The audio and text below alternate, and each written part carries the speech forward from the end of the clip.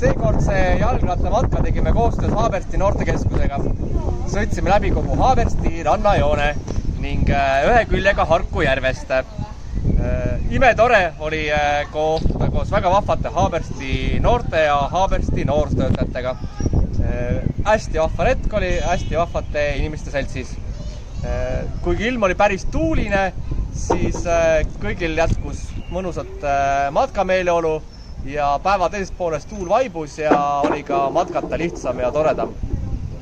Käisime uudistamas Peeter esimese rannapataljoni kindlustusi väikeste rattataskulamppidega, mis oli vahva, ja ostsime tee peal Kakumäe rannast jäätist ning avastasime, et Harku järves on veetemperatuur juba 17 kraadi.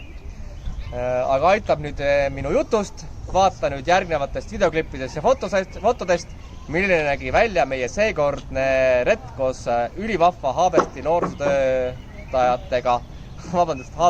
noorstöötajate ja noortega. Tšau!